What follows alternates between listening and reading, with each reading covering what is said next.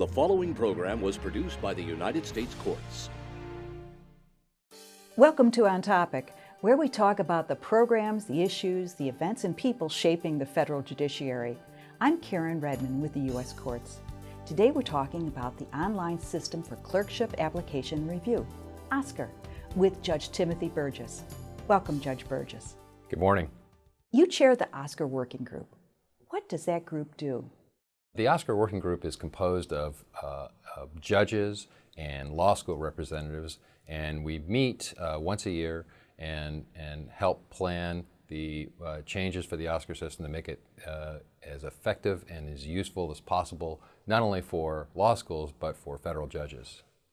OSCR celebrates its 10th anniversary this year. What's the biggest advantage that OSCR brings to the clerkship application process? We're really excited about OSCR. It has made some profound changes in the past 10 years. It's become an extremely effective and efficient tool for sharing information, for gathering the thousands of applications that the federal judges receive every year into an effective format, not only for law students and those applying for clerkships, but for judges to review that information efficiently and effectively in searching for law clerks. Judges and law schools have partnered to create and make OSCR work. What's that partnership like? One of the real advantages we've had over the last several years is strengthening our partnership with law school representatives. One of the things that we have done is to try to emphasize to judges to just make as clear as possible what their hiring preferences are. In other words, judges aren't required to any particular method in hiring law clerks. We simply ask that they include that information in their OSCR profile, how they want the applications submitted to them, when they want the applications submitted to them. It's that type of information that the law schools ask that the OSCR system provide, and we've now put that into place. Do judges get a better pool of applicants when they use OSCR? You know, I think it's hard to say whether or not they're getting a better pool. I think they're getting a much superior method of reviewing, evaluating, and organizing the applications that are made. It's an extremely efficient system. I can go online, I can review all my applicants, I can sort through the applications by, for instance, school or experience, and I can organize it electronically and store it very efficiently and effectively. I can do it when I'm on the road, on my iPad, I can do it in the office.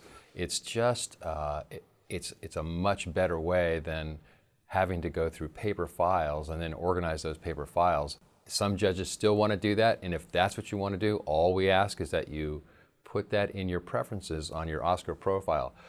But if you don't want to do that and you want to save a few trees, I'd really encourage you to think about using OSCR. Some of the judges I talked to mentioned they found real nuggets in their applicant pool because they received applications from all over.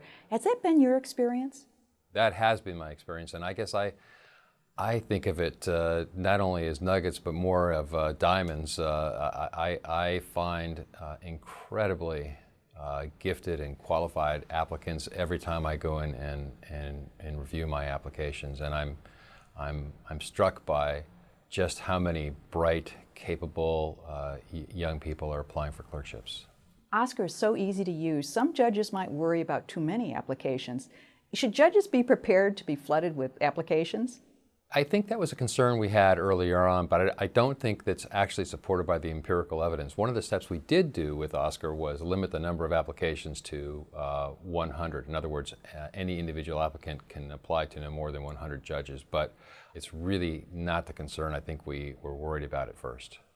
What would you say to a judge who isn't using OSCR, who might be mulling it over? You know, OSCR is like any other new thing that we try. It takes a little bit of investment in time and effort to get to understand it and be comfortable with it.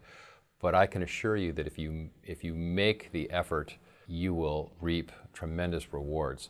If you don't want to do it yourself and get into the weeds, you can certainly have somebody on your staff do it, and you can just tell them the parameters of the types of clerks you're interested in looking for, the types of applicants.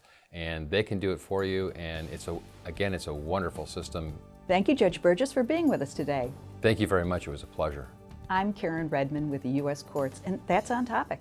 Join us next time.